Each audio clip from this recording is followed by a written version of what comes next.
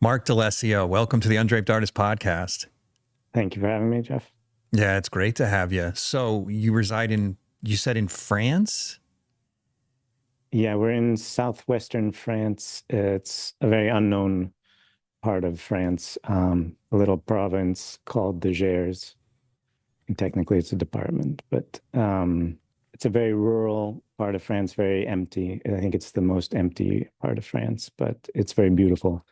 They call it the Little Tuscany of France. It's so that's why we moved here, actually, because the landscape is so beautiful. Really? Do you have neighbors, or are you literally out in the middle of nowhere? No, we're not. We're actually in a village. My wife didn't want to be in the middle of nowhere. She's a city girl. So we're in a very small village of about 800 people. No kidding. But it's a really friendly part of France. It's a great little village. You go out the door and you'll see somebody you know and chit chat. We have an Irish pub across the street where you get live music 5 nights a week in the summers, and the whole village kind of goes and hangs out there. So it's a great. Oh my gosh, that sounds amazing. Yeah, we got really lucky because we just bought the house because it had a big painting studio in it. We had no idea how great the village was going to be, but we're very happy. Really? So was it a painter that either of us would have known before you bought it, or just an English painter? Okay. I think he taught a lot. I didn't know him. I've never met him. It was their summer house, and they were selling during Brexit or after Brexit, and so we came and bought it. Oh my gosh, that sounds like paradise. So what about like shopping and hospitals and all that kind of stuff? We have a great doctor. I actually went there this morning. Everything's okay. Nurse who will come and take your blood at your dining room table over a cup of coffee. What? Yeah. And we have a store. We have a little market on Wednesdays. And there used to be a restaurant, but it's probably going to reopen next year, hopefully. And there's a school, so there's lots of young families here. So it's kind of a younger village. A lot of these villages in Europe have been kind of abandoned because the young people all want to go to the towns. But we're about 15 minutes, 20 minutes from the departmental capital. So there's a lot of young people who live here and drive to work and stuff. And is it old architecture? Is it an old village?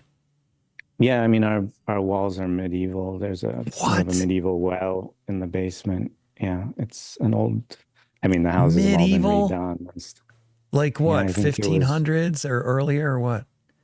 I think the town was founded in like the 11th century, and then oh my gosh, that's amazing. Across the street there's a house that's a kind of old Renaissance architecture, and Henry of Navarre met with Catherine de' Medici to organize his marriage to Marie de' Medici in that house. There's a letter. So that is the coolest thing. Anyways, it's a lot of history here. So I've always fantasized about living in Europe for that reason. Well, for a lot of reasons, but we live in an old Victorian house, old by American standards. It's built in 1891, and it's like a brand new compared to out there. It's a new house. I mean, to be fair, there's a lot of new houses in Europe too, and a lot of the houses were redone. Like our house was redone in the 30s, and there's even like the kitchen's raised so he could fit a car in there, and he was the first person to have a car in our village. But yeah, no, it's interesting to live with all this history around you. Especially, I'm from Los Angeles, so I grew up with the same as the oldest house on our street was 80 years old or something. And yeah. So how did you end up in Europe? So I went to university in California to study. I actually was studying biology, but I switched the last year to art, and they had a year abroad program in Italy. And at the time, I wanted to learn, like lots of people, I wanted to learn traditional painting, and I couldn't find any schools in the US. I was actually quite lucky at UC Santa Cruz. I had two really good teachers. One taught us plein air painting, and the other taught us sort of academic drawing. So I got quite lucky there. But there was a year abroad program to Florence and through the University of California. And so I went for a year to study etching.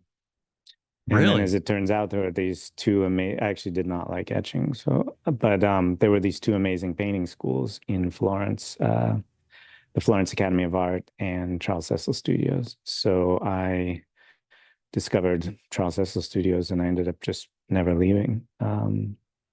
The Never quality of life leaving, was terrific. never leaving Italy. I Europe, mean, you mean? You're not still yeah, studying at the school.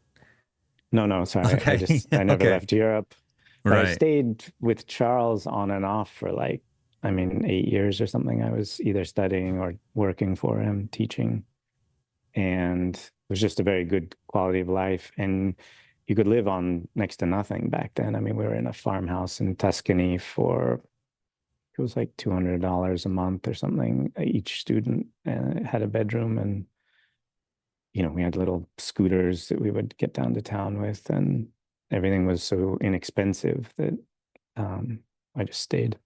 It was, Oh, as you start out as a painter, it's kind of the first few years are quite difficult financially. So it was yeah. I had a stable income teaching, and I was able to work a lot. Charles was very generous to make sure that we had always had enough time to paint. So we only taught one, maybe 2 days a week, and then we could paint the rest of the time. So what year was it that you ended up at that studio? I went to Italy in 92 and I discovered the school in the fall and I started in January of 93. No kidding. So did you graduate from high school in 92? No, no, I had finished university by then. Oh, I'm you actually okay. young. Yeah, it's true. I was a year behind or a year ahead. Yeah, I was a year ahead and then I finished university in, well, that was my fourth year. So, Oh, right. That's right. I um, forgot about that. Okay. yeah, I was just wondering, I'm comparing our ages here. So you're probably a few years older than me then. You probably graduated like 88 or something then. 89. 89. Yeah. I graduated in 92. Yeah. Okay. So what is it that I mean, other than being cheap, what is it that appeals to you about living in Europe? I mean, sorry, let me just change something here. It was a Florence. Well, let's talk about just a bit more about Florence because, yeah, obviously I didn't stay just because it was cheap, but it's an amazing city. Have you been there before? I No, mean, I need to go. yeah, it's one of the most amazing cities in the world for art because it's also, it's quite a small city relative to other, major art capitals in the world, but it has museums that are on the level of, New York or Paris or London. It's so rich with art. You're also surrounded. A lot of the other cities are quite large. They're disproportional to people, whereas Florence has this wonderful kind of it's a small architecture. It's but obviously very harmonious, very beautiful. So you're just surrounded by beauty and proportion and classical beauty and classical proportion. So it's a wonderful place to study. There's not much of an art market when you start selling paintings, and not because the Italians don't love art, but just because there's so much art there. I mean, it's really rich with art because you've had centuries of great artists. I mean, obviously everyone knows about the Renaissance, but the Italian 19th century had a lot of amazing painters too, the 20th century. So it's just you're just surrounded by art and beauty. And then, I stayed in Europe. I met my wife and we moved to Croatia for a few years. And then she was a law professor when I met her, but she decided to change careers and wanted to study painting. So we went back to Florence and she studied painting in Florence. And then when Really? she was done, yeah. And What then when was she the was done, I motivation wanted to, for that? Was she inspired by your career, or was she already kind of artsy when you met her? she had been artsy as a kid. I think, like many people, she didn't think it was a serious profession. And then she wanted to, she just started drawing and painting again with me and just fell in love with it. And so then I said, I knew enough about the business and I knew that she was talented and serious. So I knew that she would be able to make it. So I said, though I couldn't teach her. So I said, we have to go back to a proper school. We have to do a real training. And so So we why went couldn't back you to teach her? Florence because we would have killed each other. No, Fair enough. I mean, we get along great, but yeah, Yeah. that's just a weird dynamic. And also, there was it's just a ton, one of these academic schools. It's just a ton of time. You need to be around other students as well. Yeah. I think you learn a lot from them. I think it's the best way to learn, Yeah, that makes sense. painting. So we went back to Florence. And then when she was finished, I wanted to live somewhere with more open landscapes. Tuscany has very beautiful landscapes in the west and in the south and in the north, before you get to the mountains. But around Florence in particular, the Chianti isn't as picturesque as I wanted. So, and even the Italian 19th century landscape painters didn't really paint the Chianti. So that's where we were living. So I said, let's move somewhere more open so I can have more interesting, more inspiring landscapes for me. And so we looked a little bit at southern Tuscany, but it was so touristy and expensive. The mass tourism in Europe has just gone insane. So we ended up moving to rural Portugal for 3 years. And then the same year we moved to Portugal, we discovered this part of France, which was really exactly the kind of landscape that I've always sort of dreamed about. So Portugal didn't really work out for a number of reasons. I mean, I loved living there. The people were great, and it is very beautiful, rich culturally. But we have a gallery in France we wanted to be closer to, and so we moved here. Wow. And And we've how been long here you been about there? 3 years. 3 years? So we've been here 3 years now.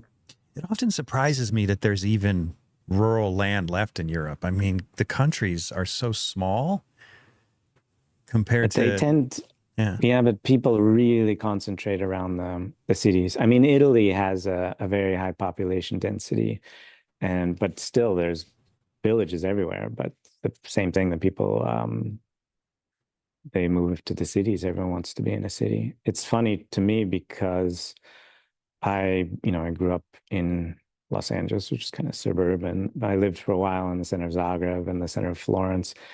And it seems like a lot of the reasons why you wouldn't want to live in the countryside don't really exist anymore. I mean, one of the farmhouses where I used to stay in Florence in the summers, the farmer there would talk about living there in the summers, and there were 17 people in the house, and they'd have to walk to get water, and they were totally isolated. But nowadays, you have your car, we have fiber internet, and there's just all the inconveniences of the countryside don't really exist anymore. We have central heating, we have water, we have everything Hmm. you could want. And then if we want to go to a museum or a concert, actually, this area, surprisingly enough, has a ton of music. So there's lots of classical music. And then, like I say, we have a pub across the street with jazz. But if we want to see museums, then we'll go to the big cities. But when I lived So in a how big long of a city, I drive tended is to it go. to a good museum? Um, I mean, there's actually there's a good collection here, about Really? 20 minutes away. Yeah. Um, Wow. South African gentleman who bought a bunch of art and he put it in an abbey about 20 minutes away. And then, but otherwise, you'd have to go to Toulouse or Bordeaux, which is probably Toulouse is an hour and Bordeaux is 2 hours. And Paris you can get to in about 4 hours. But Hmm. Do you uh, get there much, Paris? no, almost never. It's kind of funny. Really? It's a beautiful city, but I lived there for a little bit and we've been there tons of times. But it's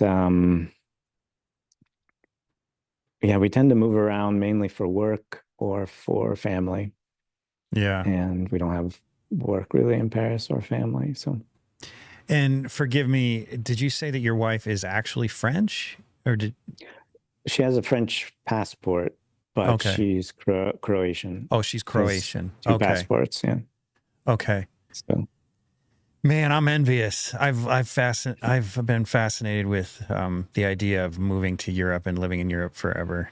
It's just there's something about the history that's just so seductive to me.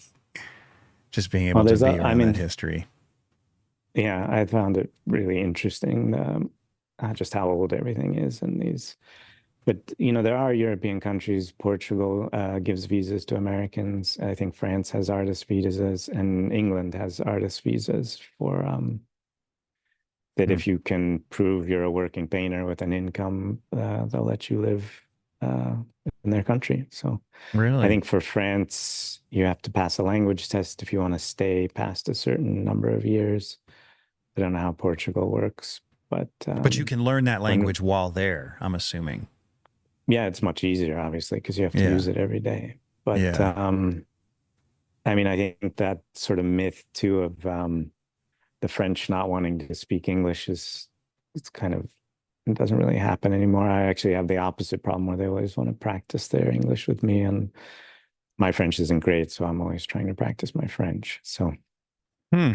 but That's yeah, wild. no, you should. I heard in one of the podcast in your podcast that you have high school age children. So when they've Well, I've left the got two nest, you 21-year-olds and one's in Romania right now. So okay. yeah. But I have no interest in living in Romania. But, France That's sounds pretty amazing. I the mean, Romania's Romanian got beautiful countryside cities too. looks well. The countryside in Romania looks gorgeous. Oh, yeah. He sent some Um, pictures home. He's been on some hikes and it's just extraordinarily beautiful up there. yeah, Yeah. Yeah. Someday I got to get out there. I haven't even been to Europe. I've only been to Israel. That's the only place I've been outside the US. It's really bad. I'm kind of a homebody and a creature of habit, so I don't travel. But yeah. one of these days I've got to get out there because it sounds amazing. I think though it's funny because I am a painter, but I think if I were to go to Europe, I'd probably spend more time looking at old castles and architecture than I would paintings. I just find that stuff so fascinating. Yeah, I mean, I think there's definitely a lot of amazing old stuff, but you would be surprised too. A lot of stuff has been, renovated and sometimes badly. They've had a lot of wars, and Mm, there's a lot of amazing craftsmanship that's especially in the churches and in yeah in the old castles and stuff like that, the towns. But a lot of the architecture is beautiful. The countryside is quite I find it very picturesque too, the way the towns are sort of clumped together, and you know, they compose very well often for landscape painting. So yeah. yeah, you should come over. We have a guest room. You're welcome to stay. Sweet, man. Uh, That would be awesome. I'd love it. So, are you close to the coast too? Because I noticed in a lot of your paintings, you're painting a lot of coastal scenes. I mean, France has the Mediterranean on one side and the Atlantic on the other. So you can get, I mean, we're 2 hours from the Atlantic coast and then maybe 3 hours from the Mediterranean. But it's like I say, we tend to travel for work or for family. And then in the summers, the family often want to go to the beach. And Mm, so we'll go and meet friends, and then we'll just paint all the time. And then um, the last 2 winters, we went to warm tropical places to paint to get away from the winter here. And so we were painting on beaches a lot. And then we have galleries like on Long Island and in Cape Cod, and they want beaches. And so mm. we tend to paint a lot there. But So you I say grew up we. So too you on and the your wife are beach. like painting buddies now? You just travel around and paint together?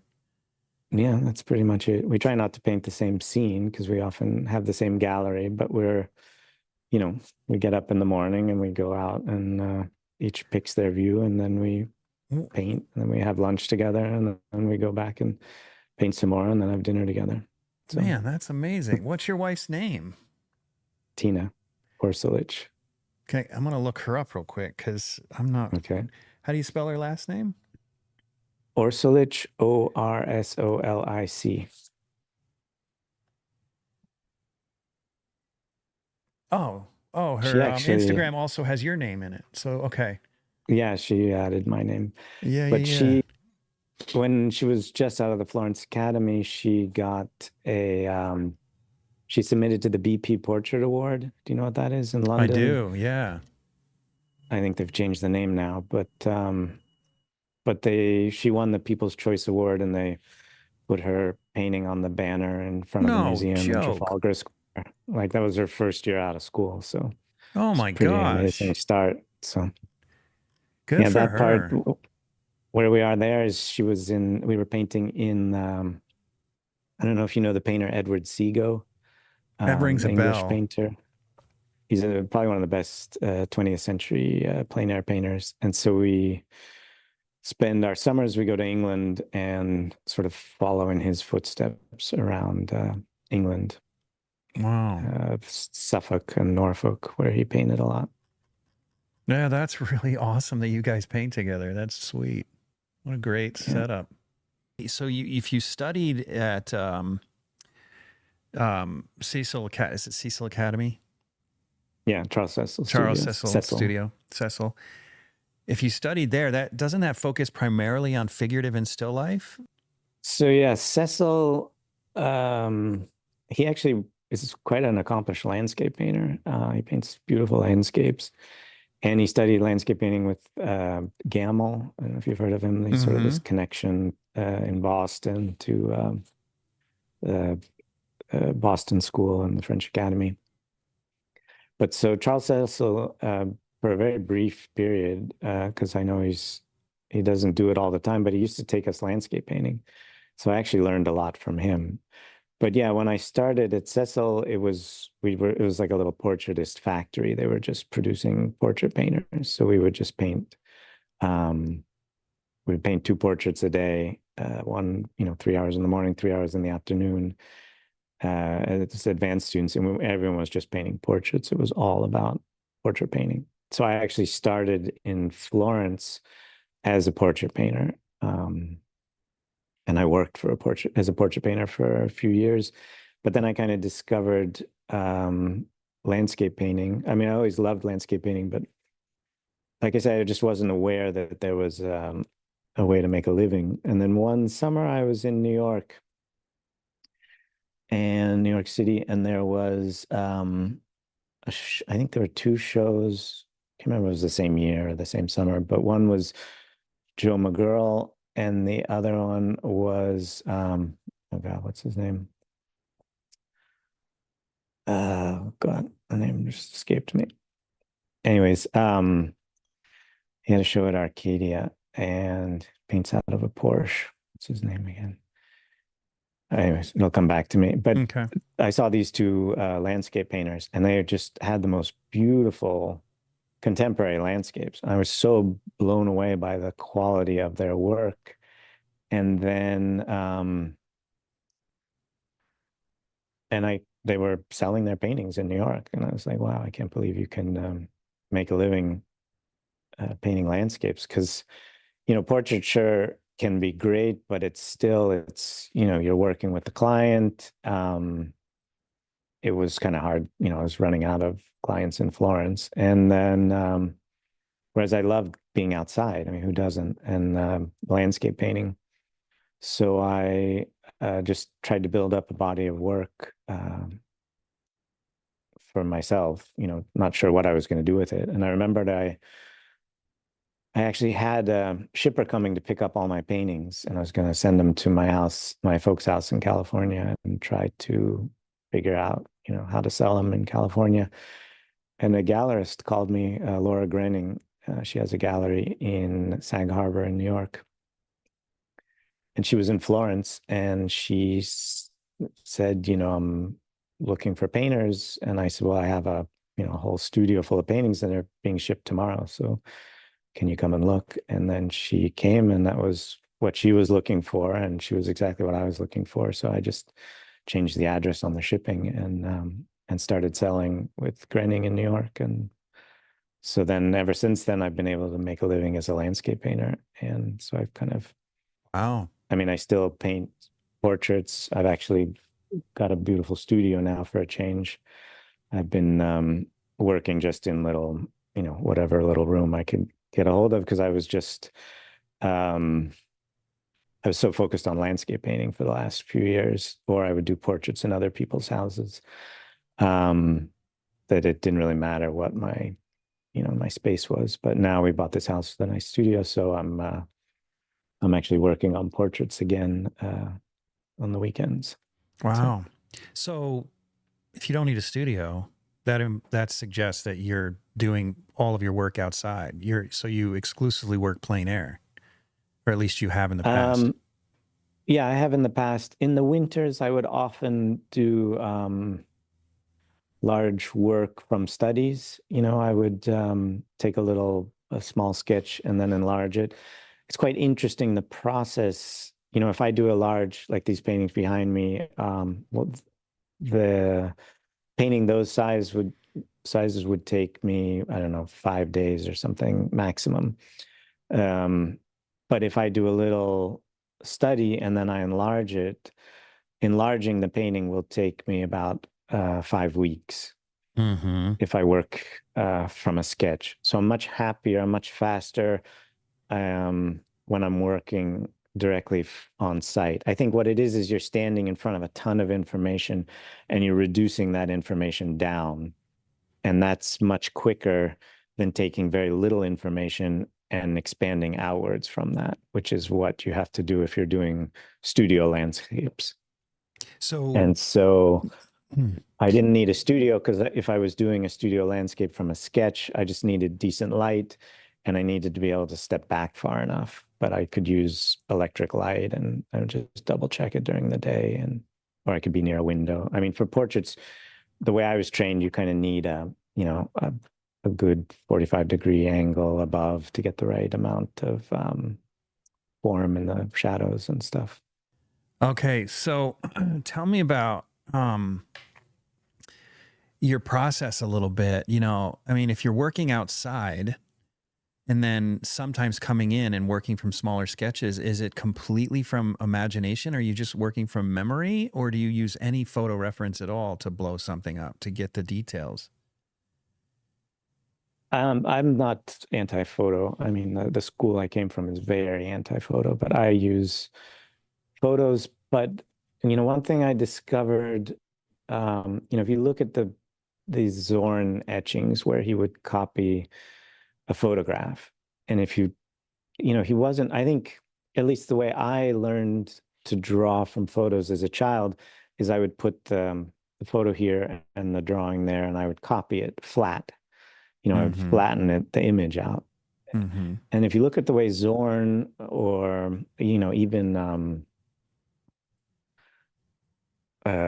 Norman Rockwell, when he was using photos, they're imagining the form in a way. So it's not, they're really literally using it as a reference, in the sense that they're referencing the shape, but then imagining the form. And I met some Russian painters who were telling me that that's how they were trained as well, and that's how they use photographs. And I saw there's a guy named Evgeny Gruzhev, Russian portraitist, and he does these amazing portraits from a little black and white photo, but it looks like they were done from life. And, there's this atmosphere, and they look like they breathe.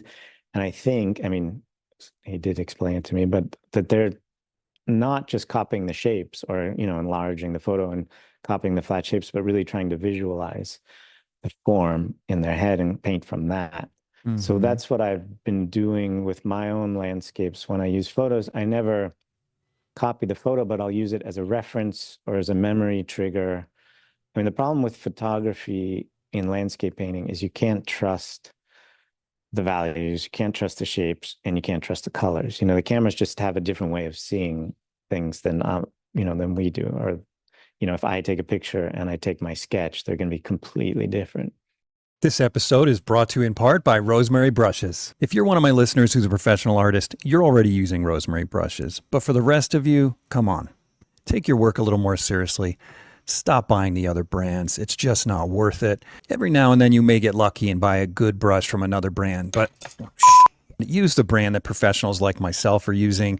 Go to rosemaryandco.com, link in the description or the show notes, and get yourself some quality brushes before your next painting. So I can't go into the studio with a photograph and make a painting.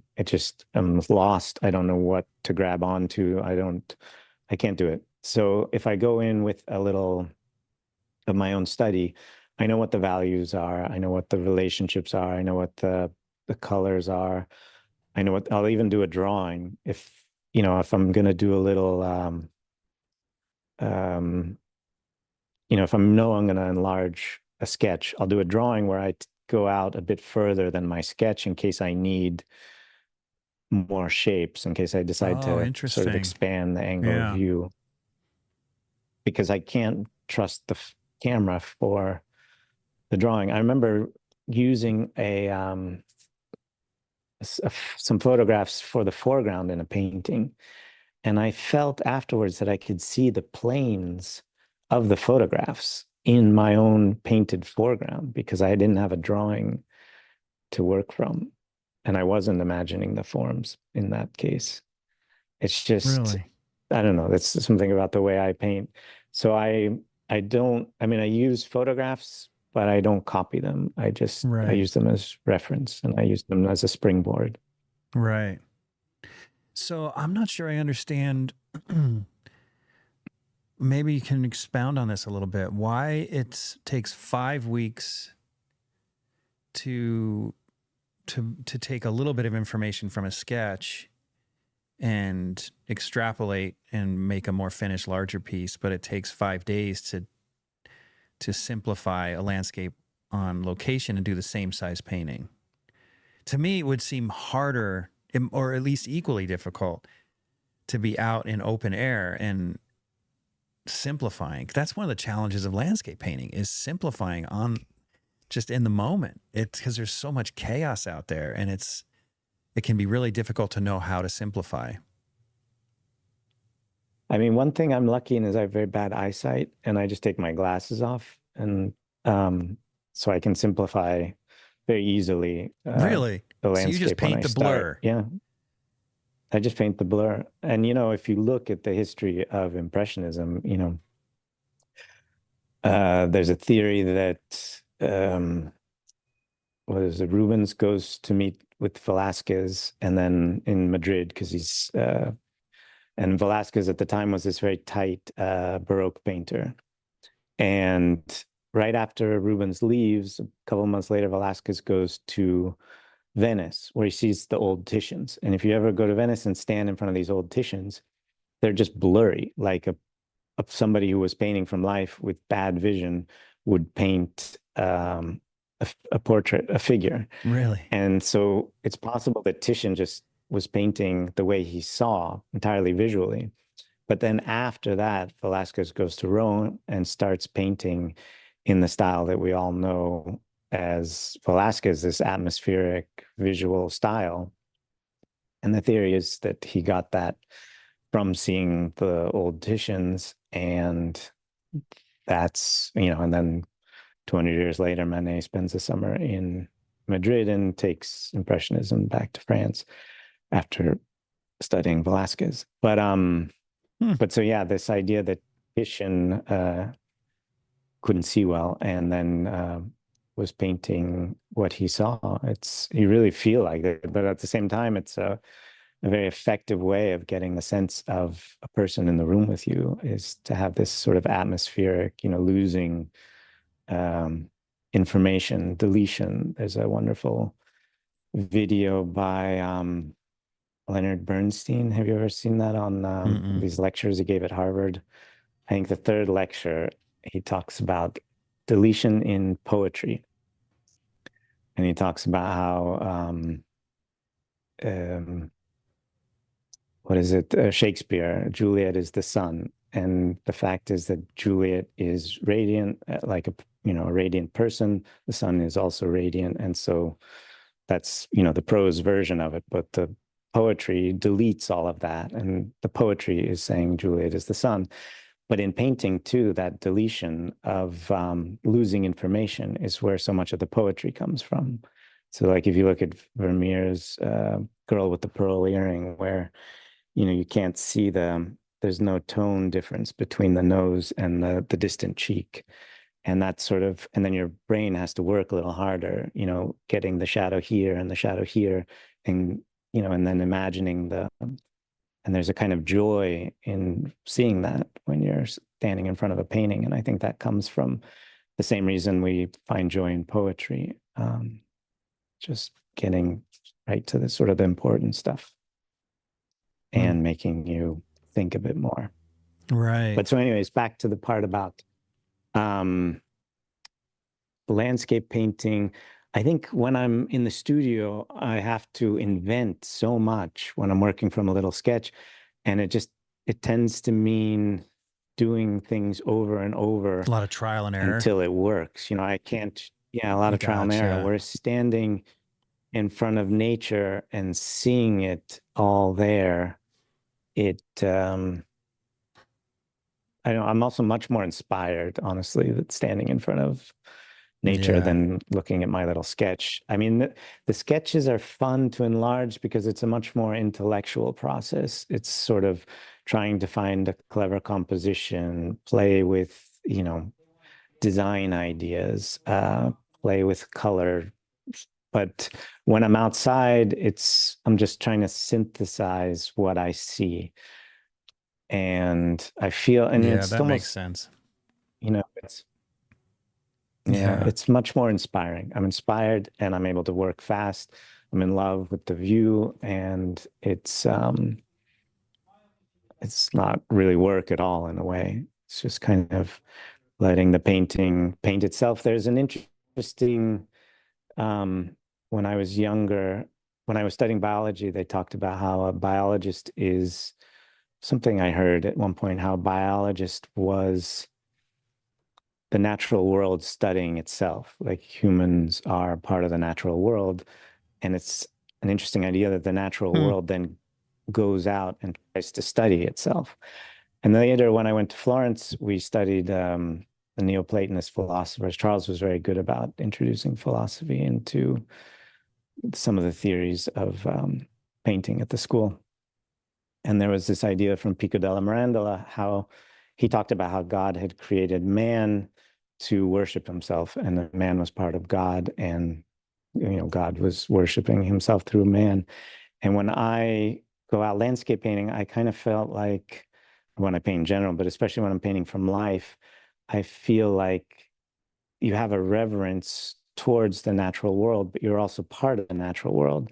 And so you are, in a way, the natural world revering itself and capturing that reverence and joy in oil paint on the canvas.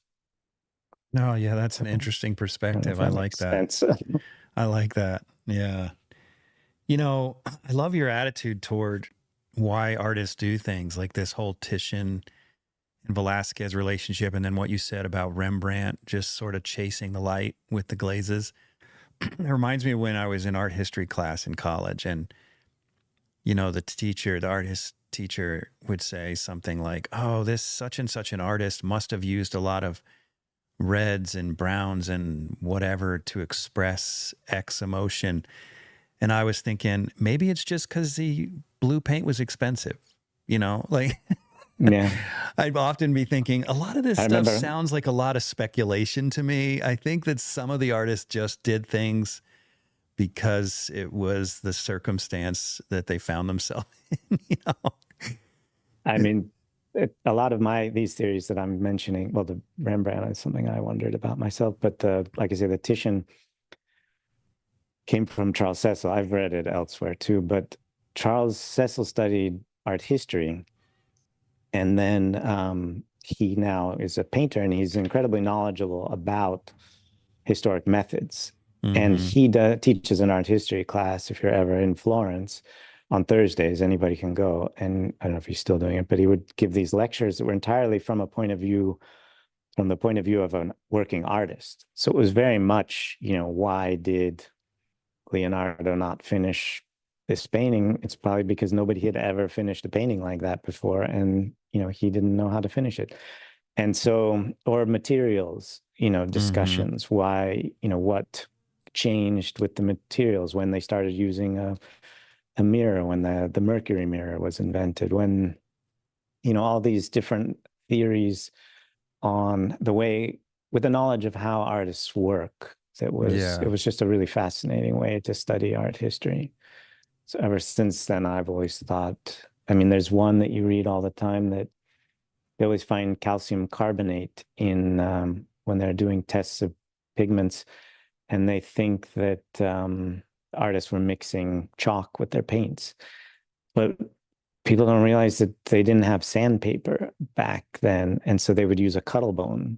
And if you rub the soft side of a cuttlebone on a dry painting, it's basically like a 1,000 grit sandpaper, and it gives it a little bit of a tooth, and then you can paint back on it.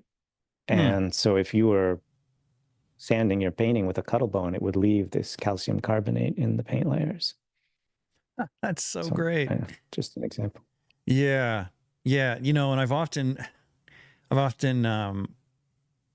wondered if, much like the Titian having blurry vision and painting blurry paintings, and then Velázquez being inspired by that, I've wondered if art historians have sort of been the driving factor behind contemporary painting, where it's all about concept, because art historians for so many years have been like, this artist is feeling this and that artist is feeling that. And so now young artists think that to become a legitimate artist, that everything has to be about this deep emotional perspective or deep emotional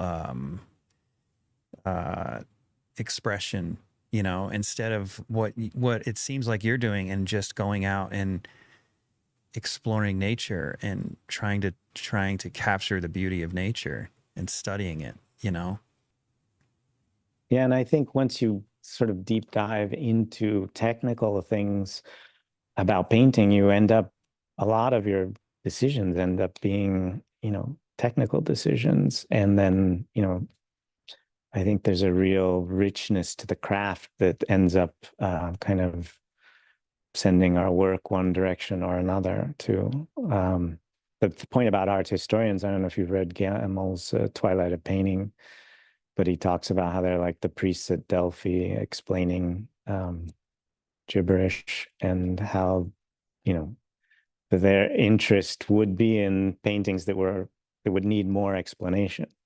Right. If your job is to explain a painting, then the more explanation you need, the better the painting. So yeah, interesting idea.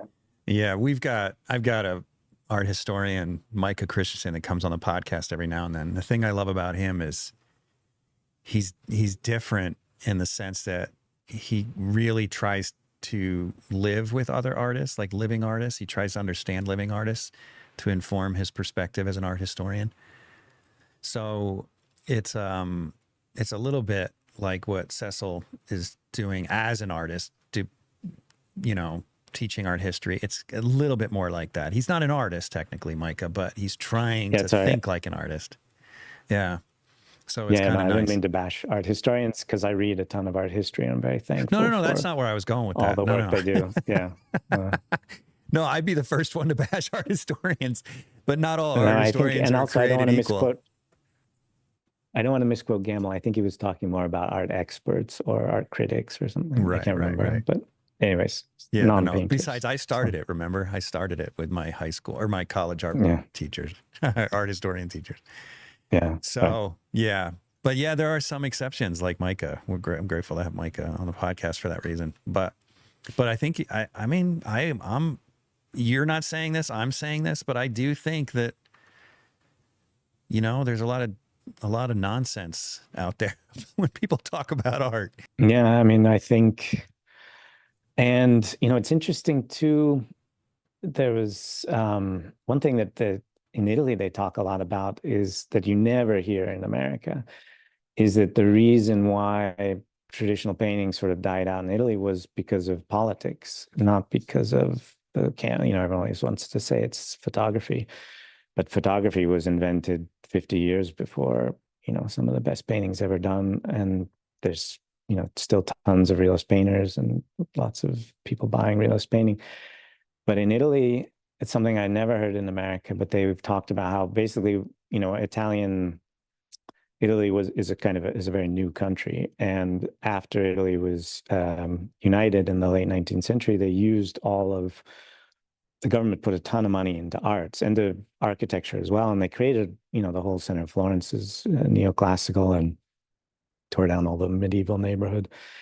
And then they made all this amazing artwork. Rome, is full of all these incredible statues and new architecture, amazing paintings celebrating the unification of Italy.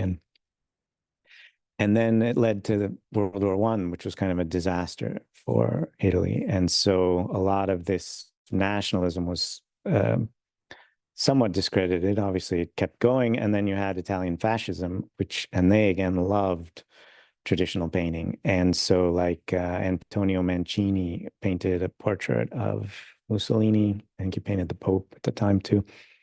And now Mancini, I think at the time, again, I'm not an art historian, but he was an old man. He had been in and out of insane asylums. I think he died in the 20s. He was not a card-carrying fascism, and he had nothing to do with Italian fascism and what would happen later. But because of that, his career was he died, and then his career was destroyed, and he was forgotten because of his association with Italian fascism. And a lot of realist painting was discredited. And then after that, you had the Cold War, and you had Italian communists who said that realist painting was the official art of the Italian Communist Party. And so then again, you had an ideological viewpoint that was not popular with certain parts of society. And again, the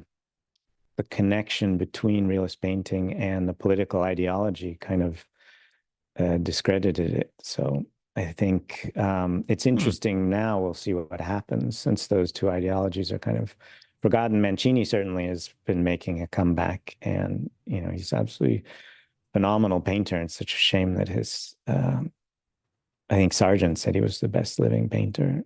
But so yeah, we'll see. But it's just an interesting take on the history of art that is not something that I heard ever in America. I just have to take a minute to thank each one of my generous patrons for your part in keeping this podcast going. I could not continue to do it without you, so thank you so much. If you're not a patron yet, but you love the show and you listen regularly, please consider becoming a patron. It's really easy to do, and it doesn't have to break the bank. Just head over to theundrapedartist.com and click on the link Be My Patron on Podbean. And then choose a monthly donation amount that fits your budget. It's that simple. It kind of makes sense, though, because if you think about it, as far as I know, in Russia, realism never died. No, it's still huge. And it was the schools were kind of frozen in time. You can go I went to the school in St. Petersburg, and, it's full of just the most amazing draftsmanship. They'd have to draw for like 5 years. We asked if we could see the painting department, and the guy was like, "Oh, it's down there in the backyard. We don't even show it to guests." Like, it's so drawing oriented, but they produce just absolutely amazing work. And we were invited a few years ago to paint with a bunch of Russian painters on the Volga, in the little town where Levitan used to paint. And it was sort of organized by the museum that's in Levitan's old house. They get 8 Russian painters and 8 European painters and sort of stick them in a little, it ended up being 4 Americans, but we were representing Italy at the time. Right. But it was was an amazing experience just to see these Russian painters. You have these little pockets of traditional painting that have survived all over the world, and they're directly connected to the 19th century schools. So even in California, you have these Californian painters who were trained with Chinese painters who studied with Russians, and then that goes back to the 19th century. And I painted once in Myanmar and Burma, and we met these watercolorists who had all been trained in a town called Mandalay. And there was a guy, a Burmese artist, who went to London and studied watercolor in the 1890s, and he went back to Burma and taught. And now there's all these amazing realist painters painting around, Western style, around, probably all around central Burma, all descended from this one guy. So pretty That's cool. wild. Yeah. Yeah, you're really providing some interesting perspectives I've never heard on a lot of topics here today. This is cool stuff. So, all right, but I want to look at your work here. Now, and I don't know if I mentioned it earlier, but I invited you on the podcast because I'm a huge fan. I mean, your work is absolutely gorgeous. And I've been following you for years. And one of the things I love that you do is this sight size thing where you kind of have you're painting out in front of the landscape, and it just sort of, it's an extension of the landscape. I just think that's the coolest thing. The first time I saw that, though, I must say, my wife took a picture and she's lined up some of these lines and said, "Oh, that's so cool. You should post your paintings like this." And I said to her, "No, I don't want to do that because people will mistake it for sight size." Oh, and I just did. Because that actually has, yeah, no, and it's not just you. Like I see people all the time calling it the sight size sort of crop. But honestly, I've seen artists also do it with, these artists who paint with just a little Altoids can and stuff. Yeah. I mean, in a very modern style. I've seen those people do it too. And it actually has nothing to do with sight size. And to get the photo, I have to move the camera way out of sight size to even get it to work, because I did paint this in sight size. So you're right about that. But to take the photograph, I have to move the camera because it has a different focal length than my eyes. I have to move the camera ways away to be able to line it up, to get it to work. But basically, all I'm doing is lining up a few lines. And honestly, you could take that little painting of Greece to the fjords in Norway, and if you got it to line up, it would still, because it has, I mean, I started giving doing up all this your secrets. only well, I'm just saying I started doing this when, at first I would only do it when the view had changed. Mm-hmm. Because I realized a lot of people who look at my work are students. And so I used to only photograph the view next to the view that I painted, so students could kind of look at the two and see the decisions I had made. But then a few times I noticed that, something had changed. Like I think the first time I actually posted one was because I had a tour group in my view. So I hid them with the painting and just made some lines line up. But yeah, it doesn't have anything to do with sight size, but I did use sight size for this painting. But yeah, anybody can do this. You can do it with modern subjects. You can do it with sight sized or not sight sized. I've seen some really cool ones posted to Reddit where it's a very non-traditional painting technique. And as long as those, the lines, when they hit the edge, as long as they line up, it looks very clever. So, okay, now I got to look at a few more of these things and see if I can make out what you're doing here. Well, actually, wait, go up to the top. Go up to the, no, because I think that's a video. Yeah, if you go up to the top, there's one, that gives the game away. That one. So now you see to the left of the painting, there's a little bump, a little dark hedge. Yeah, and now that is the same hedge that's in the painting. And the same thing on the right. Here. You can. This is here. Yeah. Oh, so it's not even. And again, it's not anywhere near being accurate. It's just lining some important lines up. You can see the clouds don't work either because they moved. Well, they move. Yeah, of course. Yeah, but wow. Anyways, No kidding. I had no idea.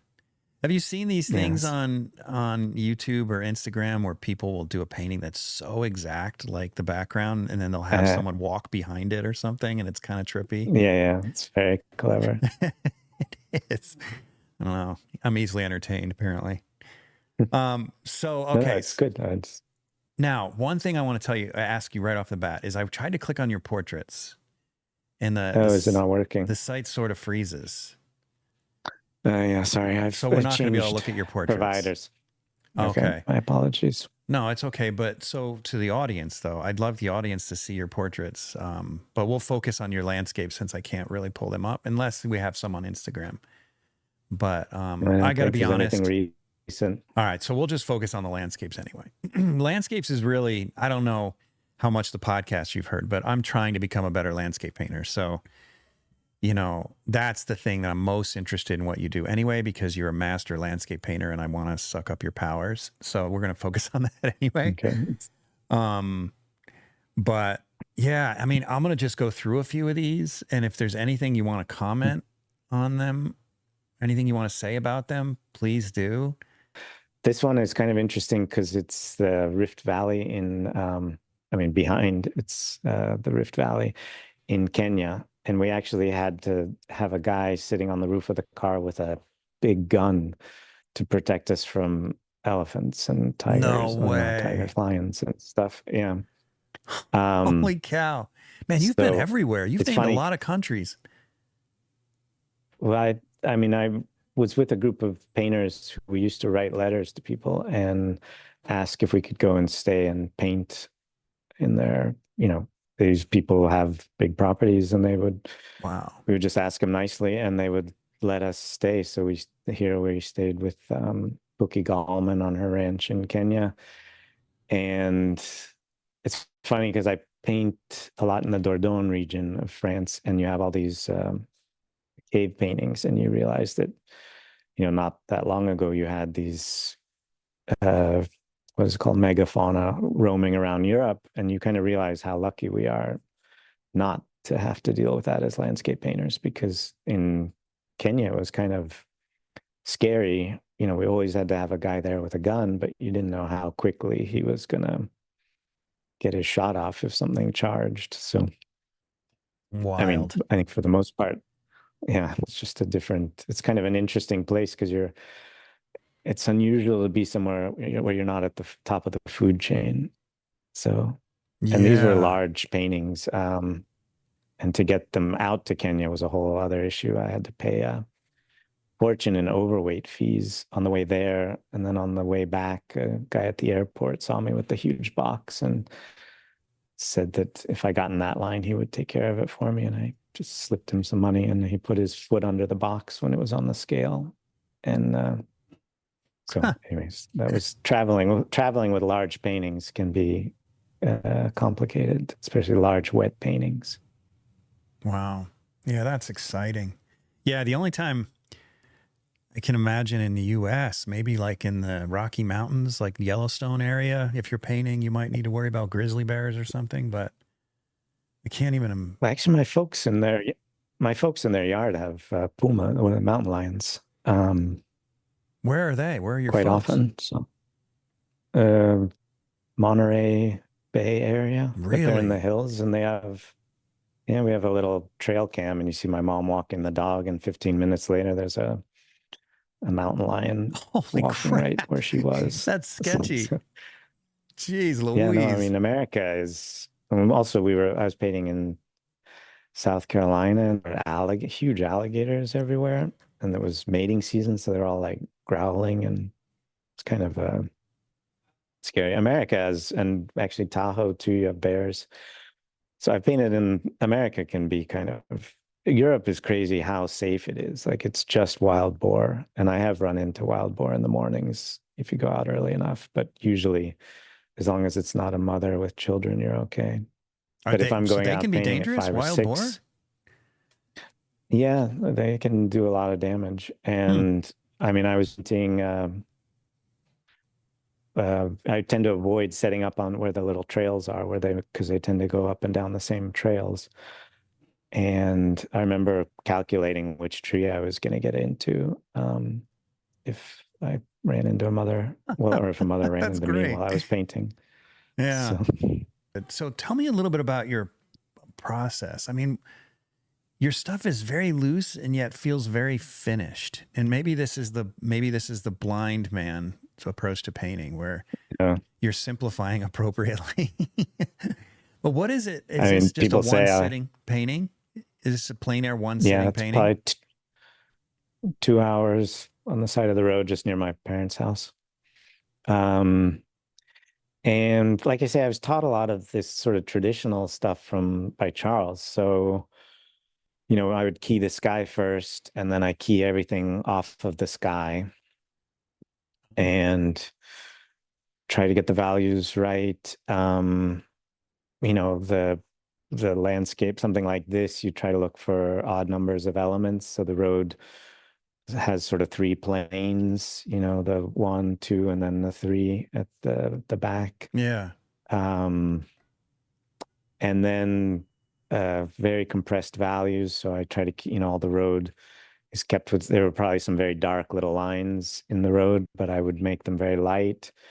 The same with the distant trees, really keep all the values compressed. I think that's a big thing in landscape painting, is compression of values.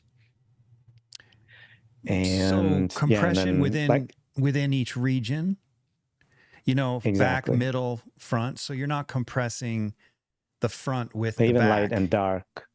No. But I'm keying everything. I mean, the way I was first taught to work, and the way I don't really do it so much anymore, but I often do it just out of habit, is I'll just key the sky first. Mm-hmm. And then I'll key everything off the sky, making sure that everything works as a whole based on how light the sky is. And a good reason to do that too, if you're starting out as a landscape painter, is that you end up getting very good at keying your sky. So if you find a subject where you're kind of like, you've never painted anything like that before, and you're kind of freaked out, it just gives you a nice little easy way into the painting where you know exactly what you're doing. Right. And then you go from there. But that was, like I say, something Charles taught us, and it's something I did for decades. I still tend to do it. Actually, it's funny. I wanted to study insects when I was in France. In biology. And since I moved to France, there's an incredible amount of insect life, and I found they all fly into the sky if I key it, the whole sky. So I actually stopped keying my sky just so I don't have to kill all these little bugs. Kind of weird little aspect to landscape painting. Yeah, and then someday when you're dead, some art historian is going to pull up your painting and say, what was he thinking when he stopped doing the skies first in this stage in his career? It'll have something to do with your mother's passing or your emotional state, and it's just bugs flying into the sky. Yeah. No, and I've also wondered if you could use old Impressionist paintings to look at what sort of insects they had 100 years ago. If anything is gone. So. That's hilarious. Okay, so this one, you'd mentioned the compression, and I'm curious about that. So this background here, would you have seen more contrast than you actually painted in this mountain range? I think the thing is that if you stare at that mountain range, and I should add, I mean, I do put my glasses on sometimes when I'm outside if I need to, I couldn't probably see but also my eyesight's gotten worse. So it's sort of something I'm adapting to. But I do like to paint a little town like that these days. I would have to wear my glasses. But if you stare into that mountain, you would probably see a stronger contrast. But the thing is to look at the sky and then think about their relationships to each other in relation to the sky. Okay. And then another thing, just you're asking me. Oh, no, go ahead. Let's hear what you were going to ask first. I don't remember. I'm going to change. Go ahead. Okay, I'm going to change topic a little bit. One thing that I find quite interesting about landscape painting too is, and some of my painter friends think I'm insane for caring about this, but I find there's certain areas where subjects look better backlit, and there's certain areas where the subjects look better frontlit. And this was painted in Italy, and I was just in Greece, and the colors reminded me a lot of Italy. And I used to paint all the time backlit views in Italy. And when I um, paint in California too, where it's hot and dry, I'm almost always painting backlit views. So And the light is it's a behind the different way landscape of, or behind you? What do you mean by backlit? yeah, except Behind the landscape. behind the landscape. Okay. Contre-jour. And then, you end up compressing the values. You end up with stronger value differences. So you kind of have to really compress them off of the sky. But it's something like if you look at Corot's paintings of Italy too, like almost all of them, I think there's a couple from Volterra, they're all backlit. But then when he was in France, he painted a lot of stuff frontlit. And Sorolla too, also, I think if you're painting at midday, the light is often nicer. I find the effect to be nicer if it's backlit. Whereas if you're painting at sunset or sunrise with the low light, where you get everything sort of bathed in a golden light, that can be nicer frontlit. So it's just, I think a lot about backlit versus frontlit when I'm out looking for views. And so this, for example, is a backlit view. So if you squint down, it's all very, very dark against the sky. Oh, yeah. And then you keep everything compressed in that value range. So, Oh, yeah. but it's something I wouldn't find have noticed that. interesting depending on where you paint. Here, where we moved in France, I find I'm always inspired by the frontlit views. What And do then you when I'm suppose it in is? California or Italy or Greece, I think it's easier to describe heat and dryness with the backlit view, maybe. I also think the crops here where we live tends to be a lot of wheat fields and a lot of sunflower fields, both of which I find are more picturesque frontlit. So Oh, okay. Huh. Yeah, don't know. that's another That's thing I've why. never heard before. So when you go out, though, And then are you thinking I'm in Italy, therefore I have to look for backlit, or is it just you're finding a pattern? You're just noticing a pattern. no, I've noticed the pattern for a long time, and I'm also very aware of it. If I'm in Italy, I think, okay, I'm in Italy, stuff is probably going to be better backlit, but I also don't want to just paint the same thing over and over. So I'll just kind of drive around and look both directions. But here where we live in France, like if I'm going out painting in the morning, sunflowers, when they open up, they all face east.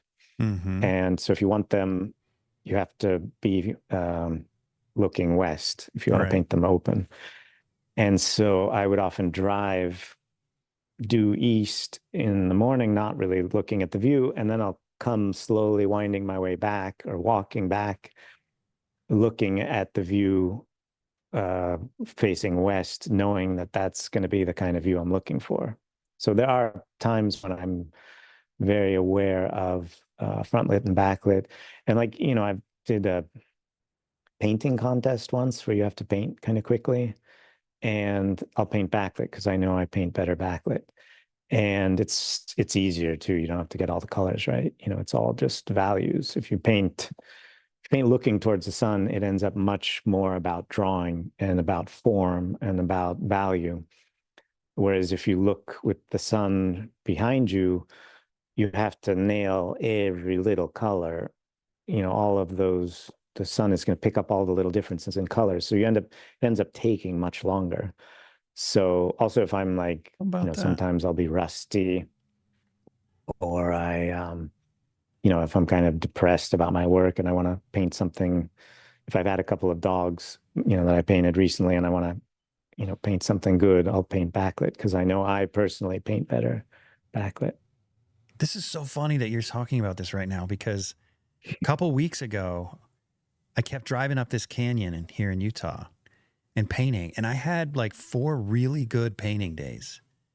And I noticed that they were all backlit, but I I thought, oh, that's interesting. They're all backlit, but it didn't really make the connection that there's that much of a significant difference between painting a backlit and a frontlit. I just happened to notice, oh, look at that. I had 4 good paintings and they were all backlit. I'm going to have to pay attention to that more to see what my results are, you know, when I compare front I mean, like to I say, back. for me, I mean, I don't just go out and paint backlit, but I am very aware when I'm picking subjects of if it's backlit and if it's frontlit and what the difficulties are going to be then. And if it's Yeah. backlit, it's going to be a lot easier. And if it's frontlit, you know, if it's frontlit with a low sun, you can paint it kind of quickly because it's the golden light. It's going to kind of unify everything.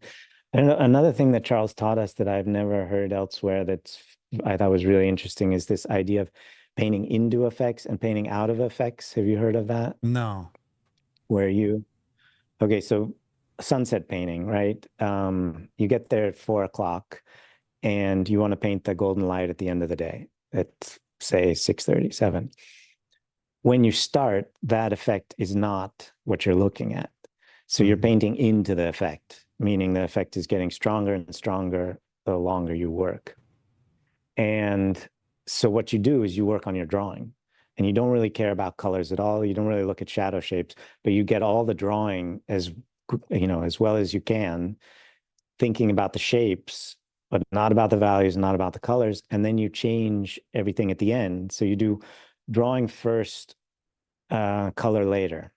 But when you say drawing, because you're painting into the you're effect. talking about a linear placement of objects because you're not No, drawing the you shadow can- shapes at this point because they would change.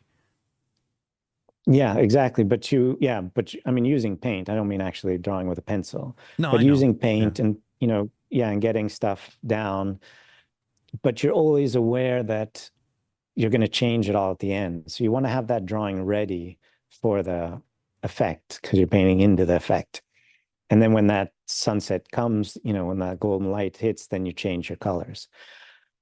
So then it's, like I say, drawing first, color later. But if you arrive at dawn, 6 o'clock or something, sun's about to come up, you can set up, your effect's not there, so you can do a little bit of drawing. And then bam, the sun comes up and you have your effect, you know, the golden light at dawn. At that point, you have to do you have to put down color notes and you have to make sure those color notes are very accurate. And then afterwards, you can take those colors and do your drawing. So it's the opposite. You're doing color first, drawing later. And because you're painting out of the effect. And like I say, these are two kind of exaggerated situations, but they do happen quite a lot. But even if you're painting in the middle of the day and a cloud passes, you know, you're suddenly out of your effect. If you're painting a sunny view and you're out of your effect. Oh my gosh, this is brilliant. So you Love this. work on your drawing then. Yeah. You know, you do the drawing because your effect's gone. And then when the effect comes, if it's a partly cloudy day too, where it's coming and going, every time you're out of the effect, you do drawing. Every time you have the effect, you do color. And it's just a nice way to, you know, organize your time with everything changing. It's brilliant. You know, I do this thing every year. It's a plein air competition thing in Spring City, Utah. And we get up in the morning for the sunrise and then we do the sunset painting. I've never approached it that way. I'm always just racing the clock. I'm really anxious to try this out. This is great information. Because it's a completely different process from morning to evening. You're basically saying you have to flip the entire process. Is it just me or the rest of you guys also get weirdly excited when you order new paint? Because I don't know about you, but when I get paint in the mail, it feels like Santa just dropped my Christmas presents off at my doorstep. With Vasari Paint, my paint of choice and the podcast sponsor, it's even more exciting. And let me show you why. Because when Vasari shows up, it comes in this incredible box where each tube lays in this little compartment perfectly formed around the tube in this nice soft foam. And it's surrounded by velvet, red velvet. Now you got to ask yourself, if a paint comes so carefully protected and surrounded by red velvet, you got to wonder if this paint is worthy of royalty. It is. Vasari is.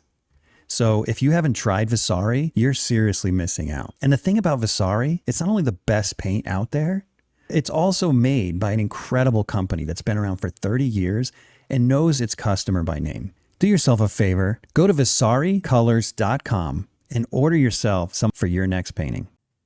From morning to evening. Yeah, I mean, well, yeah, depending on what your effect is. Obviously, if you're painting an afternoon effect and it's turning into sunset, then and you want the afternoon effect, then you would, yeah, like don't. So, but yeah, it's an interesting theory, and like I said, I learned it from Charles Cecil, and it's something I've never heard any other landscape painter talk about. But it's something that really has helped me over the years organize my time and also just understand what is going on in the painting as you're working. So what if you don't know the effect that you want? You know what I mean? Have you ever been in situations where you're there and then you're halfway through the painting and you're like, oh man, I like the light better now, or I like the shadow pattern better now? You know? Yeah, all the time. But that's the advantage to working outside, is you chase effects. I mean, at that point you just change it to what.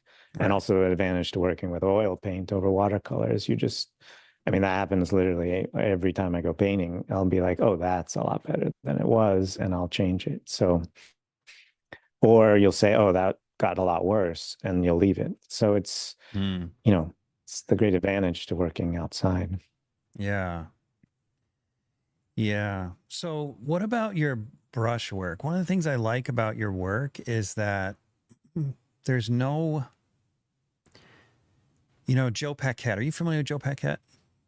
He comes up a lot on the podcast. Yeah, I love his stuff. He's a great personality. Yeah, he's great. Yeah, in fact, when my wife finished... Oh, sorry.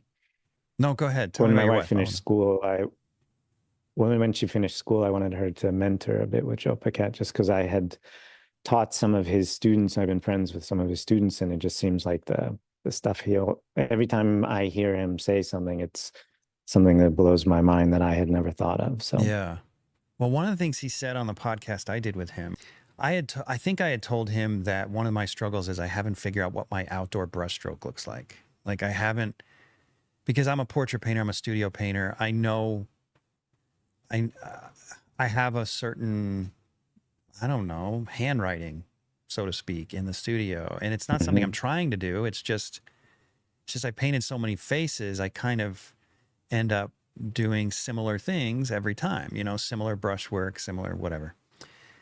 And I said, and I haven't figured out how to paint a tree quickly and how to, you know, what kind of brushwork really works. And he had said something to me like, no, you just, how did he put it? He said, what you do is you look at the thing and you ask yourself, is this a fuzzy edge? Is this a feathered edge? Is this a jagged edge? And you find the brushstroke that best describes that particular edge, right? And he said, what you need to avoid is this calligraphy. And he calls it, he I can't remember the term he used, calligraphy, but he says it's sort of like a trick where there are painters that kind of do this little flick of the wrist everywhere, and they get kind of a look to their paintings where they always have the same cloud that has this little twirl or tweak or twist to it, you know, or the same kind of bushes in every painting. I know exactly what he's talking about. It's one of the things I love about his work, Joe Paquette's work, is that it's not predictable, but also your work. Like I don't see calligraphy. It looks like you're digging deep and trying to describe those trees. You're not just doing this formulaic bush or formulaic tree or formulaic mountain. You know, have you thought much about that, or is this just your sort of instincts? I mean, like I say, when I first started painting, I loved this idea of that I was, you know, nature painting itself. And I wasn't trying to develop a style. In fact, I specifically didn't want to develop a style. There was, I remember talking to a top gallerist in New York who said that if I wanted to get into his gallery, I had to have more of a style, and just walking away thinking, no, I don't want to do that. I'd rather, you know, paint the way that it feels natural to me. And I don't find looking for a style. I mean, one thing too that I would disagree a little bit with Joe Paquette is that I don't really think about, is this a jagged tree or a soft tree or what the way I tend to treat things. I spend a lot of times thinking about the technical stuff. And so I'm using a medium that allows me to get certain effects that I want and the colors and the brushes. And I feel like I've gotten up to a point where all these things just kind of work very well. And I'm able to work quite quickly with just concentrating on kind of the technical things of, what shape, what color, what value these elements are. And I don't really see them as one thing being different than the other in a way. It's all kind of one, but changing colors and forms. And then also, I mean, I would agree with Joe that I rarely have like one clever brushstroke. Clever. But That's I'll the word get, he used. brush. You nailed it. Okay, yeah. Yeah, that's the word he used. I'll get a brushstroke and then I'll always carve it. Like every single brushstroke you see. And this is something that I cannot get my students to do. And it's one of the most So you're frustrating always things to working me in as a negative teacher. shapes. You're pushing. Always, Really? always in negative shapes. Almost every brushstroke What? ends Wait a up minute. getting touched Really? Oops, with a wait. negative shape. Yeah. I got to go back to that now. I need to study this a little more here. Actually, if you want, scroll down further. This is I'll show awesome, by you. the way. It's one of my favorite ones. Okay. Oh, Scroll thanks. down. If scroll down even more, I think there's like a Flickr link there. Uh, It says like right my here. photo. Yeah, I think that will take you to. Look at that. But these are also very large images, so you can see stuff up close. There's the same painting, for example. I think you can zoom in now. Oh, this is gold. Oh, I can only zoom in that much though. That's still better. Okay, sorry. Okay, so But yeah, so I'm always thinking with the negative shape. Almost every brushstroke, and I totally agree with Joe that they're just. I mean, I think there probably can be clever brushstrokes, but you just can't rely on them. And I never get them anyways. So I'm always editing with the negative shape. okay, so like when you do these two little twin trees up here, you're not just doing two strokes. You're cutting in the hill behind it Absolutely to shape those trees out. And then here you're cutting the sky into it in order to get the and the absolutely. And everything. Because I actually used lead white for the portraits because it's so wonderfully transparent. But outside I've switched to titanium because it cuts, because it's so wonderful for dealing with negative shapes. Man, so that's gold information right there. Also. Oh my gosh, dude, this is so good. Your drawing skills are sharp. Thanks. To be able to do that beautiful architecture on there. The windows, if you look at the windows there, it's something I stole from Corot. And I thought it was such a clever thing. The windows on the building on the right. And here, right here. Yeah, sorry. I think my screen's reversed. So here, then? The way he would do his... No, you're right. The other one. Okay, this one. Okay. Yeah, that. So the way Corot would do the windows is he wouldn't, I think, I mean, from looking at it, he wouldn't do, each little pane and then a frame around it, but he would just do the whole frame in one color. And then if there was a, wooden frame, he would do a slightly smaller rectangle. And then he would paint the panes into that. And it's so much faster and it looks so much more elegant and picturesque. And you see it in all of Corot's views of buildings. Yeah. And so I kind of stole the idea from him. Yeah, that's smart. This poor. It's funny because economy in painting often looks better than picking it up. I was just doing some stripes on some fabric yesterday. I'm doing some drapery. And, you know, I'm often tempted to just draw the stripes exactly the way I see them and follow the contour. But it never lasts more than 2 minutes. And I'm like, this is boring as all get out to look at, not to do. Well, to do as well. And then I'm always it's funny that I never fall victim to this problem, but it amazes me that I'm tempted still, you know, after 25 years or almost 25 years of painting. But I was tempted to draw every stripe again. And then I reminded myself how hideous it looks and that I need to step back, squint, simplify, and just, you know, start with the big shapes and then fill in little, you know, suggestions of stripes instead of picking at one piece at a time, which is similar to this. I'd have to show you to get across my point exactly. No, but I it's mean, a similar situation where you're not drawing every piece of trim. You're just squinting down, drawing the mass of the window, and then filling in a few little marks to suggest all the panes. Yeah. Anyway, I was doing the same thing this with the idea of stripes. deletion. Mm-hmm. Yeah, and Sargent and these great portrait artists, Velasquez, they painted crazy clothes with patterns and stuff in a kind of a decorative. Sorry, not a decorative. In a very visual way, but it's, I don't know, it's very hard to do, certainly. Yeah, but it's so much more. It's weird that it's so much more beautiful when you paint economically instead of every last detail. At least I feel that way. It's this idea of deletion, of letting the viewer's eyes, letting the viewer's brain work. Yeah, you addressed that. That's right. Yeah.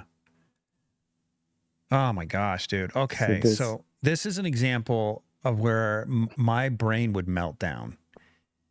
You have figured out, I'm squinting at this and it looks so like, when I squint at it, it looks absolutely real. And then I open my eyes and I'm like, what the hell? Like what?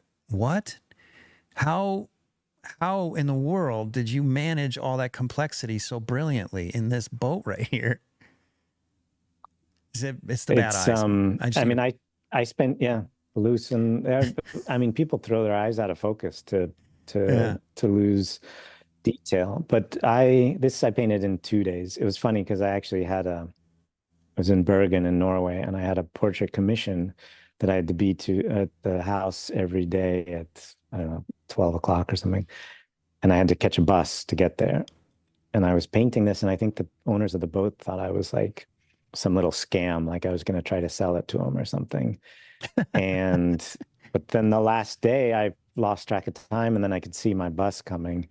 And so I just packed up and ran to the bus, and they chased me because they wanted to see the painting. And did they buy it? But no, I mean, I was like, I'm really sorry, I have to get on this bus. Oh. And I gave them my email address. They were from New Zealand, a long way away from Norway. But it was funny because they had the laundry out the one day, which is what attracted me. And then the next day it was gone. But the woman came up and said, oh, if you like, we can put the laundry back out for you. So very friendly. But yeah, simplifying, is to throw your eyes out of focus, or if your eyes are already out of focus. Like I say, I find I need to put the glasses on and take them off these days, depending on what I'm working on. But well, yeah, you still have to find your edges sometimes, right? Yeah, and at the end of the painting, I need to see what other people are going to see as well. Right. Make sure it's okay. Right. But yeah, I mean, if you look, it's again, because I'm not thinking, okay, this is a sheet in the wind. This is the little railing. I'm just sort of seeing shapes and hues and values and edges and trying to keep everything sort of unified as a visual experience. I would argue you have to be a better draftsman to do this than to paint every last detail, because when you do those 2 or 3 strokes for that sheet, if they're not exactly in the right place, then the boat starts to fall apart. You do that 2 or 3 or 4 times, and the boat just looks like this wonky, misshapen disaster of a structure. I mean, I disagree. I don't think I'm a great draftsman. I was not Really? considered one of the better draftsmen at Cecil Studios. And I see a lot of wonky stuff in the hull there. The edge does not really line up with the other one. Well, you're pretty humble. I think I can look at my paintings and constantly find issues, but I think, if you get the values, who was it? Who said if you get the values right, nothing else matters. I think, and I'm definitely playing with a lot of reflected light, which is one of the wonderful things you get outside, and trying to get the value. Well, again, it's the value of the sheets in the shadow. I think what makes them beautiful is getting that value right. To make it look like it's something in shadow, but it's a light object. And then right next to you have that kind of darkest dark, which makes that look all the more luminous. Yeah. And it's so gorgeous how you have that little bit of warmth in the blue there mixing in. Yeah, the reflected light. Yeah, if you look at Sargent, he was such a master at that, of painting a backlit subject and then getting the reflected light into the shadow. Yeah. So when you start, do you lay in with kind of a wash first, or do you just start from the sky and work your way down in bold, relatively thick work? In other words, people tease me that they tease you that I paint like an inkjet. They tease me that I paint like an inkjet printer. It's going to go down. So you do? Really?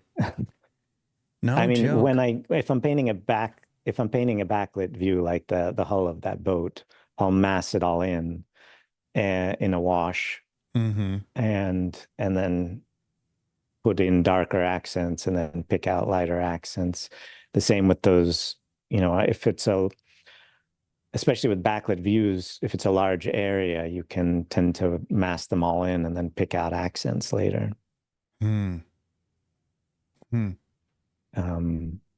Where is this? And see, that's Dubrovnik in the Dalmatian coast of Croatia.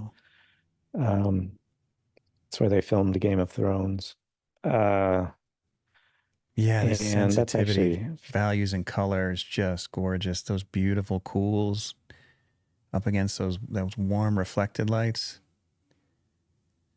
It's funny, at the school where I was, we weren't allowed. It wasn't that we weren't allowed, but we just never used the terms warm and cool. We would always say it's orange, it's red, it's green, it's blue.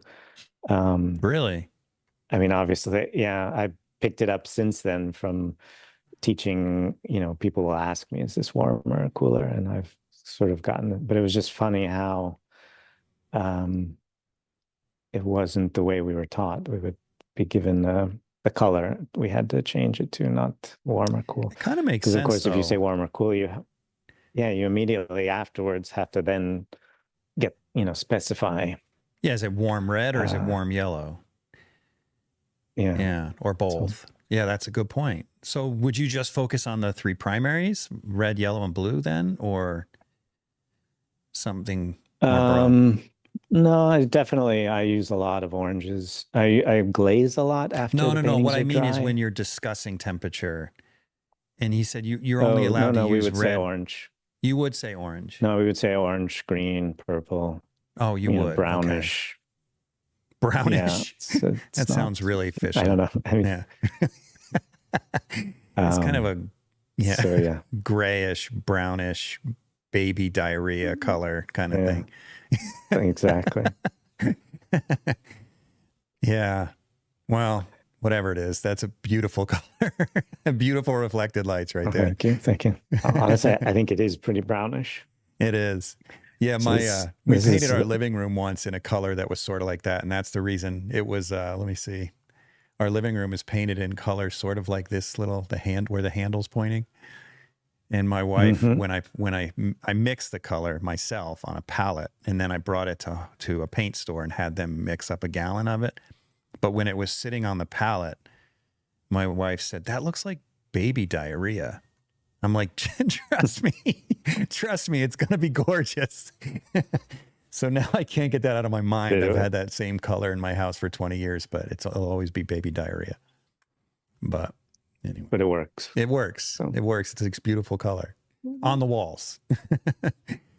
Anyway, man. So that's Zagreb. Actually, you were asking me to mention things. So this, if you go back to the snowscape, Okay.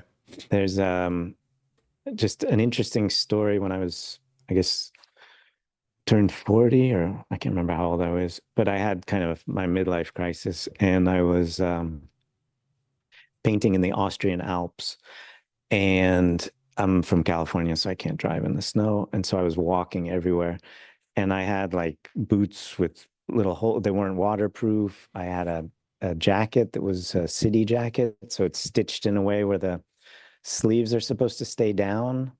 Mm-hmm. And I had this terrible backpack that was digging into my back. And I realized like I was so miserable a lot of the time, just, really uncomfortable painting outside in cold weather or rainy weather. So I decided I was going to figure this out. And I went down this little rabbit hole of especially reading about these mountain climbers who they call it belay, where you stop and wait and sleep on the mountain and stuff.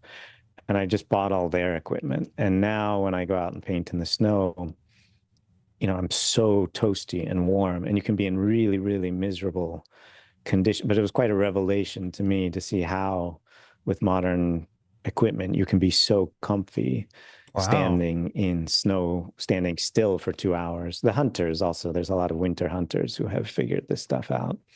Also, the thing about the sleeve, a lot of city jackets are stitched in a way where if you raise your arm, you're fighting the sleeves. So the first 2 weeks of painting in winter, you get a really sore arm. But I realized these jackets for mountain climbers tend to have a different stitching. So you can hold your arm up for long periods of time without fighting the jacket. And it's just much more comfortable. What about your hands? So, anyways. Do you paint with gloves in the winter? I often have a mitten I hold my brushes in one hand, and I have a mitten for that. And on the other hand, I find I need to touch the brush, so I can't wear a glove. But obviously it gets too cold after a while. So I use what's called a Hibbard mitten. I don't know if you've heard of that. I don't know. Mm-mm.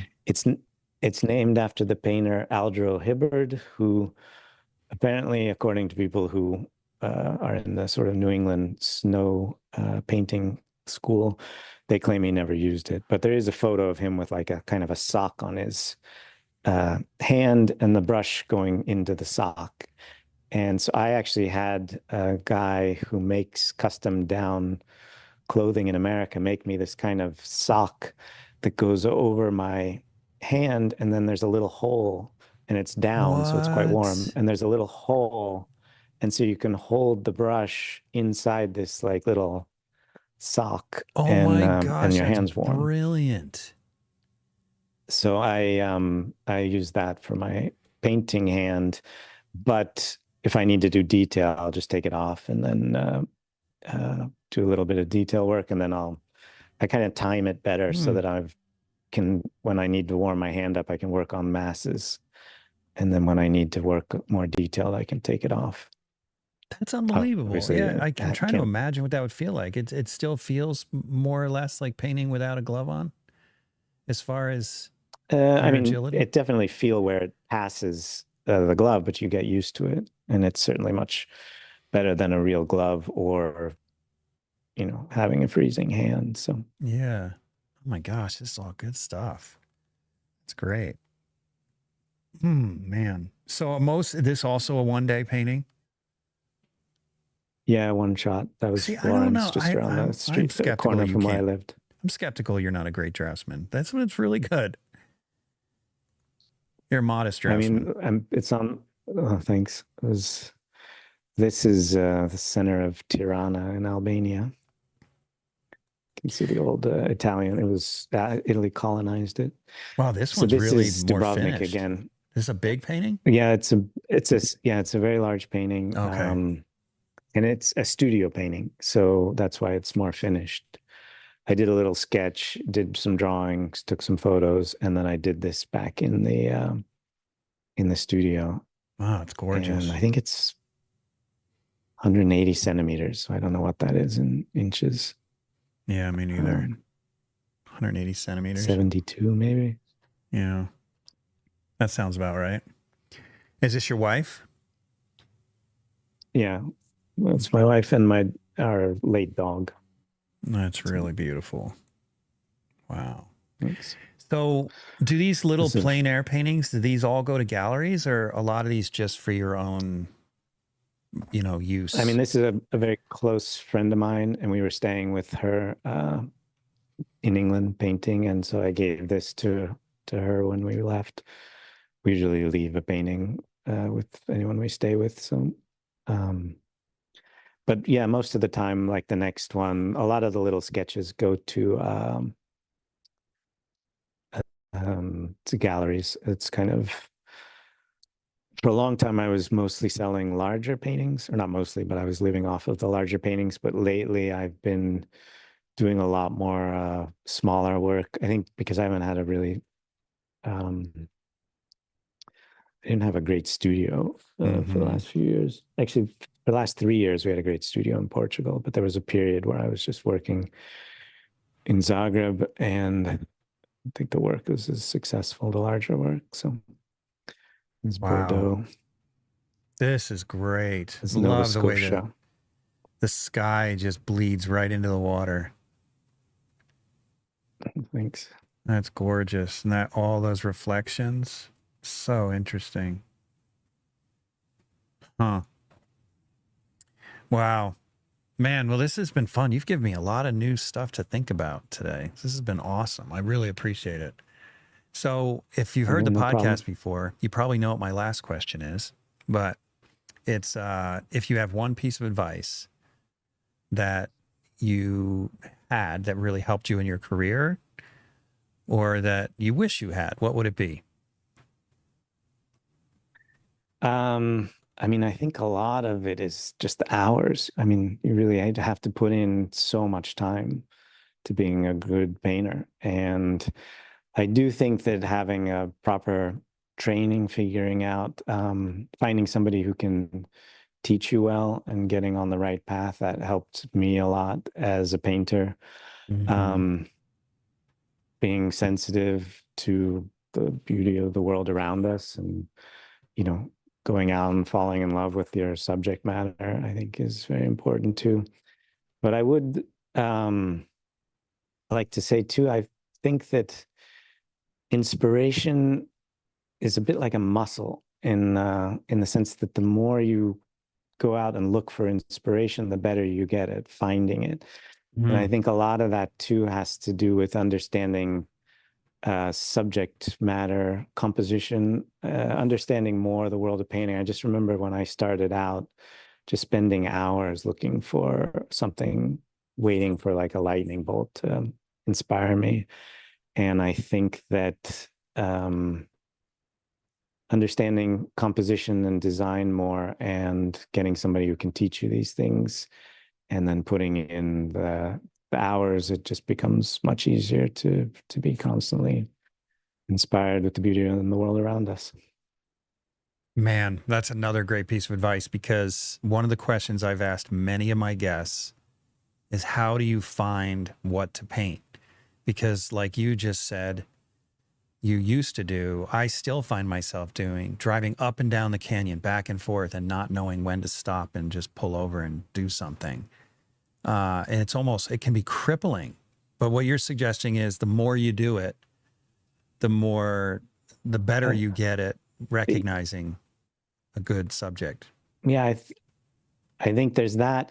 I mean, one thing you can do too, if you live somewhere where there's a bit of an artistic tradition, this is what I used to do in Italy, was I would look at the local, the good local painters, and just say, okay, I'm going to try to paint something like that. And I would go out and look for something like that. But otherwise, I think what really changed for me was understanding the rules of composition more. And then it becomes kind of like a game. You hear Sargent and these other artists who said they could go out their front door and see a good composition in any direction. And I feel like I got to that stage when I started to think about inspiration as, you definitely still go out and you see something that's just beautiful, inspiring, but I can go out and see a view, a composition for painting these days just by understanding the rules of composition and thinking about also playing with compositional ideas and lighting ideas and stuff. And you can then go outside and see views everywhere. So we could probably have a because whole you're podcast thinking on about this. it as a Sorry, we got a little bit of a composition. delay. We keep on talking over. I apologize for talking over you. I guess we're quite far away. Yeah, we're quite far from each other. But so I know we could make a whole podcast out of this, but just maybe you could summarize what do you see as these rules of composition? Are there just a few specifics that you could address? Wow. Yeah, like you say, there's a lot. And I've also been kind of doing this deep dive into musical theory to try to understand if there's a way of figuring out composition based on music theory, if there's kind of a universal compositional ideas, doing a series on 4 seasons of our area where we live based on a Swiss painter named Alexander Kalam, I think is the pronunciation. He has a cycle of the 4 seasons in Geneva where each season has a very different composition. I was trying to understand if there's if composition can give us a feeling of spring as opposed to summer, if there's like a good, perfect summer composition or a spring composition.